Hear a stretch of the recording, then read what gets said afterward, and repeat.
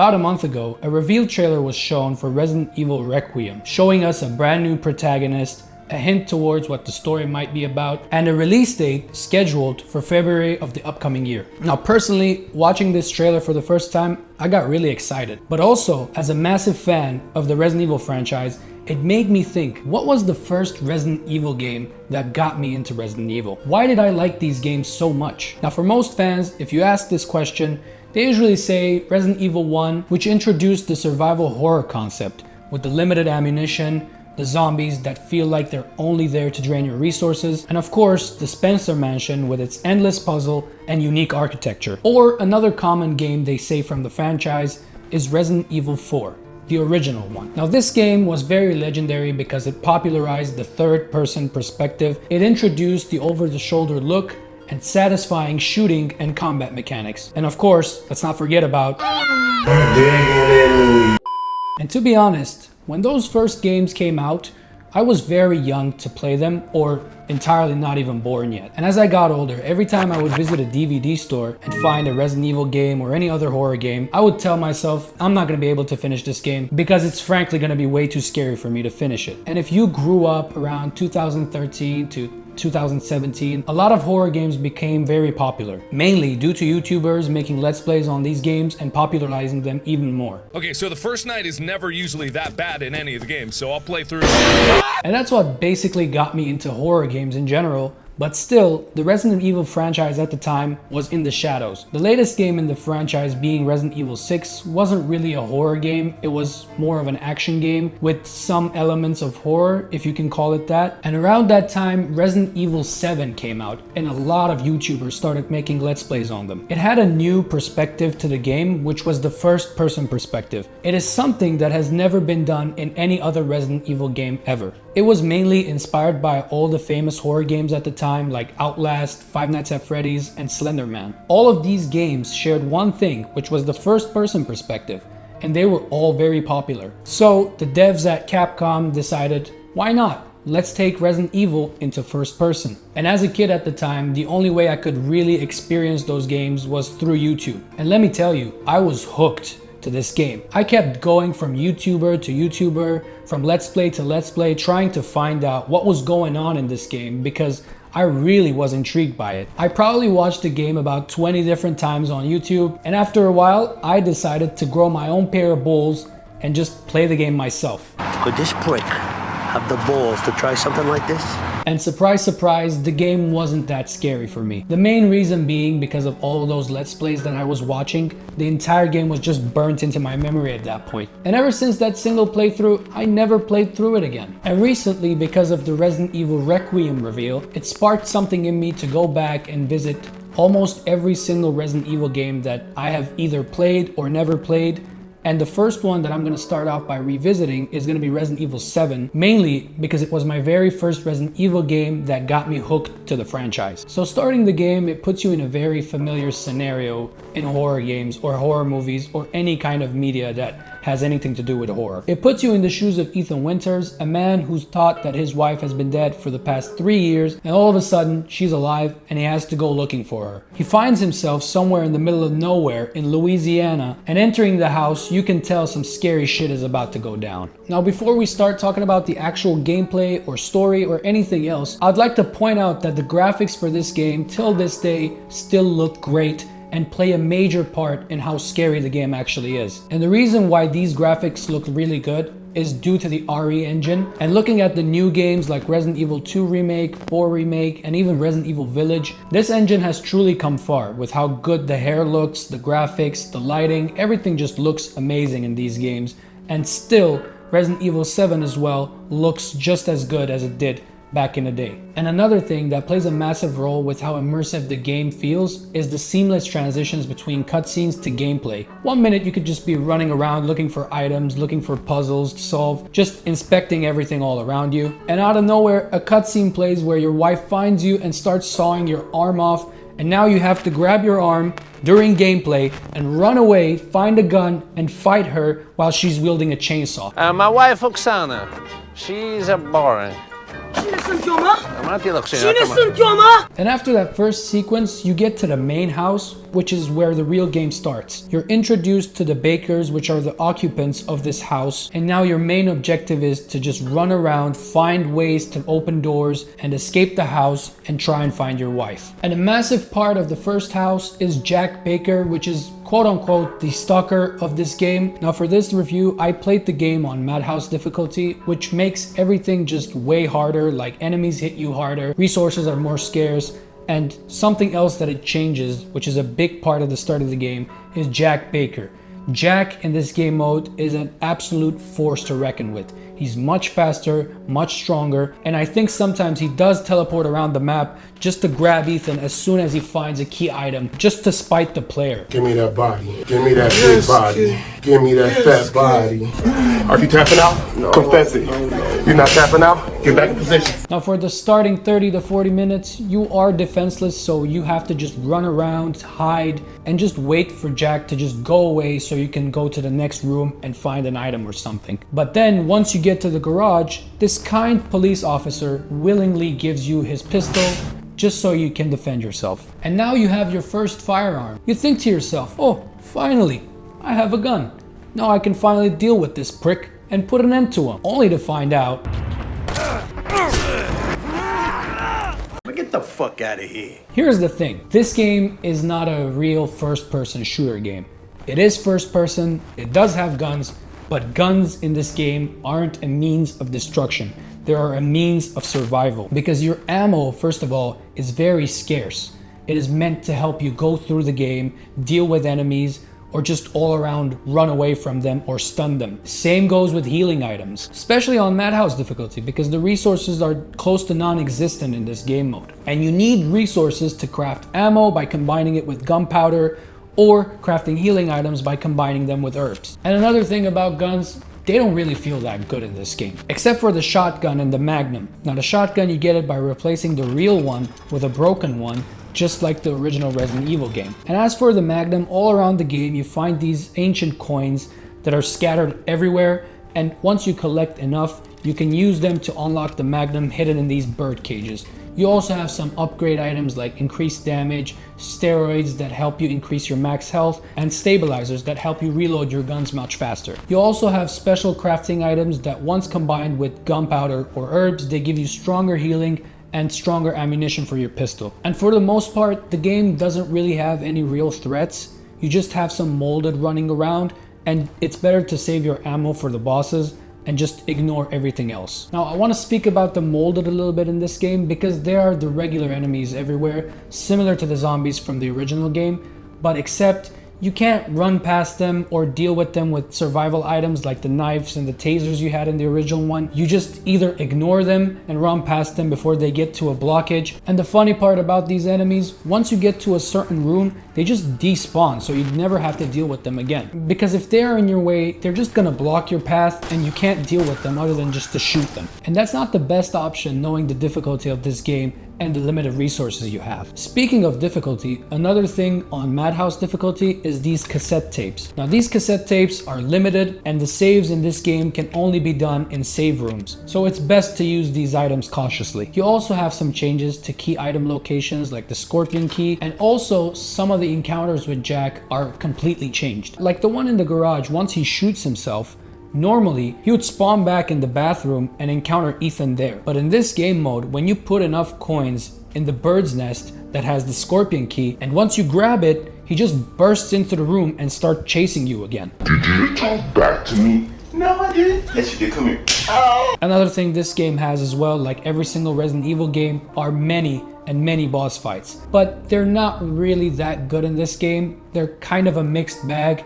The first few are really good, and the later ones are just hit or miss, or just bullet sponges, or just scripted events that look like boss fights. Now transitioning to something different from the gameplay, we're going to talk about the level design of this game, because it is complex, at least at the start of the game, similar to many other Resident Evil games. Now the level design starts off very strong with the main house. It has a lot of rooms, it's very big, it has a lot of locked doors as well that need backtracking to unlock later on in the game. It also has has many shortcuts that help you navigate from a dangerous spot to a safe room to just save some time. And what makes it even better is Jack Baker always chasing you around, trying to stop you from making progress, and always just being there. Even though he's annoying, he is a part of the main house and what makes it good. And after you beat Jack, the main house doesn't feel as good anymore. You know, there is not that real sensation of finally I've made it to the next room, you know? Even though there are molded in the game,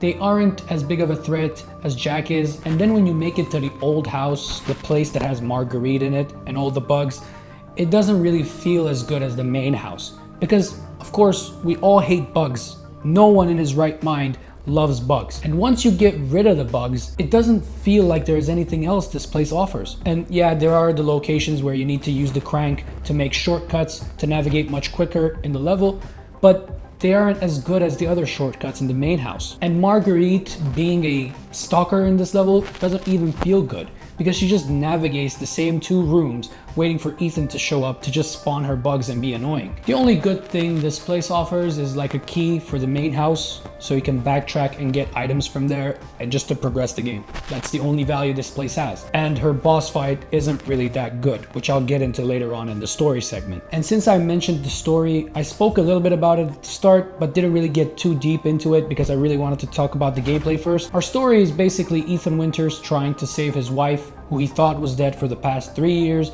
and once he finds her, she's not the same.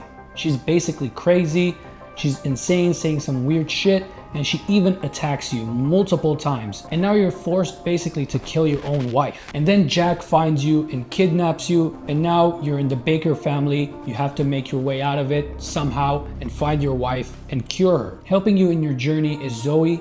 She's the daughter of the Bakers. She's in the phone call. She calls you, she tells you where you need to go and how you need to deal with certain things with the Bakers and how to find certain rooms. And she tells you that you need these 2 key items to make a cure. That's simply your whole objective in this game. And to keep this review nice and short, I'm not gonna go into more details. I'm just gonna talk about the parts I enjoyed and the parts I absolutely hated. The good part about this game are the Bakers. Most of them are really good to deal with. Jack, I already spoke about him a lot, so I'm not gonna go more into it. And Marguerite is the one with the bugs. She's the mother of the family. She even turns into a bug-like entity in one of the boss fights. Then you have Lucas, who's the son of the family. Now the inspiration for this character comes from the Saw movies back in the early 2000s.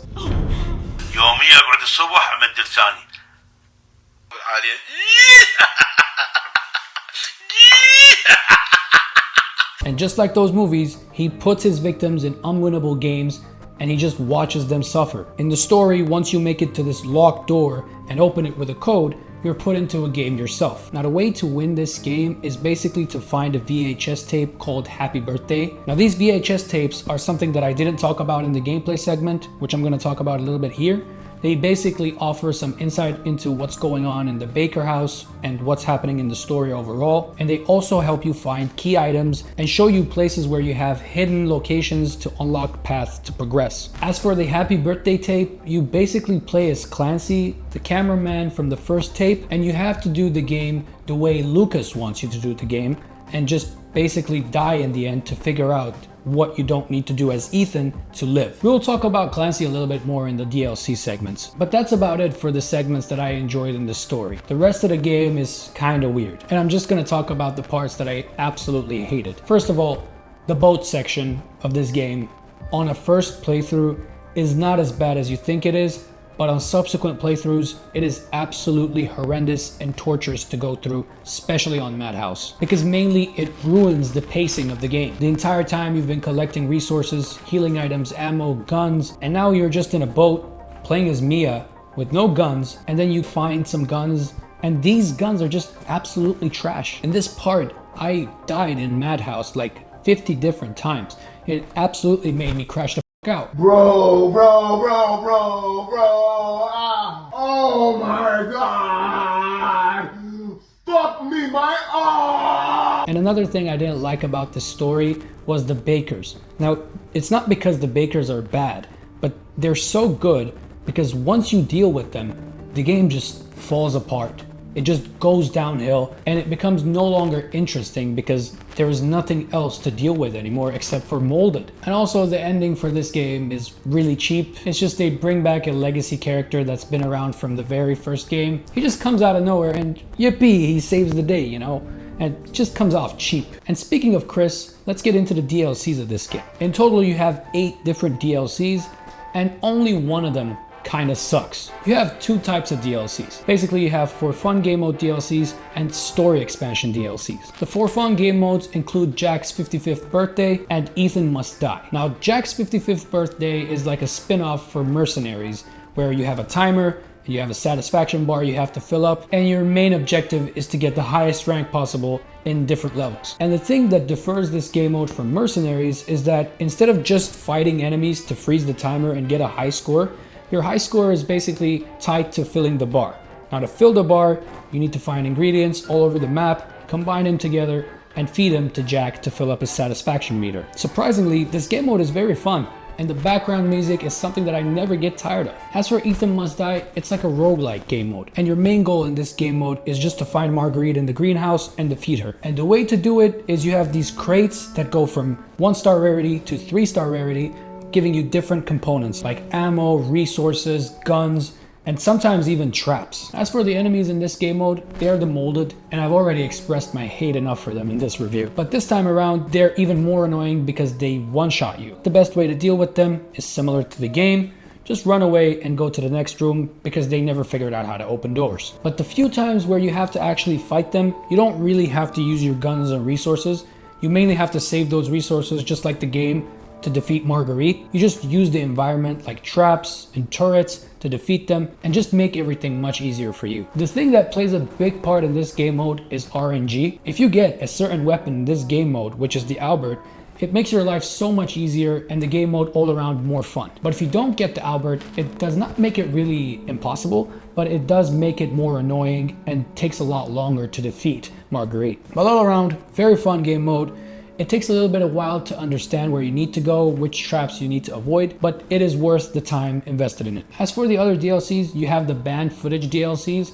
One of those is The Daughters, which gives you more insight to how the Bakers were before the infection took over and made their life an absolute hell to live. And for the rest of the DLCs, you play as Clancy in the game modes Nightmare, 21, and Bedroom. Now starting with the Bedroom DLC, you're strapped to a bed while Marguerite tries to feed you her delicious food, you know? And now while she's gone, you have to find different items and solve different puzzles to make your way out of this bedroom. Now, I will give bonus points to this game mode because it was the only game mode that absolutely terrified me with the only jump scare I was not aware of in this game.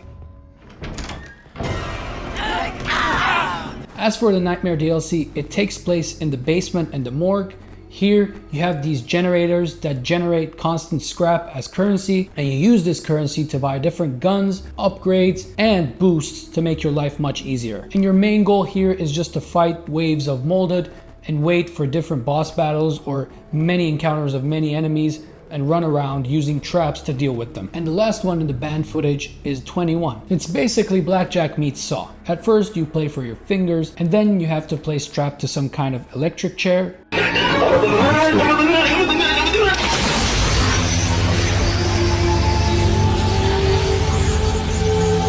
And after that, Lucas basically controls the dead body of Hoffman and forces you to play another round of blackjack while there's a saw in the middle spinning, going back and forth depending on who won the round. And the last 2 DLC left that I'm going to talk about are story DLCs. The first one is Not a Hero, which you play as Chris, and your main objective in this DLC is to deal with Lucas and find the squad members that are being kept hostage by Lucas. Now, of course, just like every single Resident Evil game, Chris manages to lose every single squad member he had, and now you have a boss fight against Lucas, which is kind of fun, not gonna lie. You're also given some new weapons special to Chris. It also pays homage to RE5 with a similar punch once you stun enemies. Now I've left the weakest DLC for last, which is the End of Zoe DLC. In this DLC, you play as Joe Baker, the brother of Jack Baker, and your main objective here is to save Zoe and get her out of the cocoon she was put into when she tried to escape from Evelyn. The thing that sets this game mode apart from the rest is basically Joe eats bugs to heal and you fight with your fists instead of guns. Now, fighting with fists doesn't really work in first person, especially in a Resident Evil game, because half of your punches are gonna miss and the other half feel like they deal no damage whatsoever. And there's like a half-baked stealth mechanic that is put into the game. Throughout the DLC, you fight Jack multiple times, progressively becoming worse every single time you fight him. And the cherry on top are the crocodile sections in the swamp. Now, these crocodiles are just as annoying as they were in Resident Evil 5, but they're much quicker and the space is much narrower, so you can't really run away from them.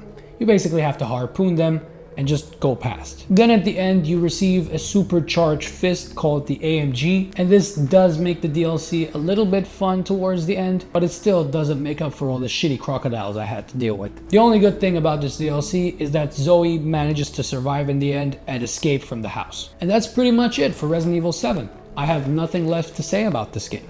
All around, it is a very good game and a really memorable one as well, but it's definitely not a perfect game. It managed to get a lot of people who weren't familiar with the franchise to like these games, just like myself. And it also brought back the mystery and horror aspect that made these games fun in the first place, which were completely absent in Resident Evil 5 and 6. And it also wasn't afraid to try out new things, like the first-person perspective, and the new characters like Ethan, and a new story that doesn't rely on the Raccoon City outbreak as much as the other games did. Now, the score I give this game as an entire package with the DLCs is a 9 out of 10. I think it personally deserves this rating. It's not a 10 out of 10 game, but it is something great to experience. If you've watched this review all the way to this part and you want more reviews like this, comment down below any game suggestions you have. As always, like, subscribe, all that jazz.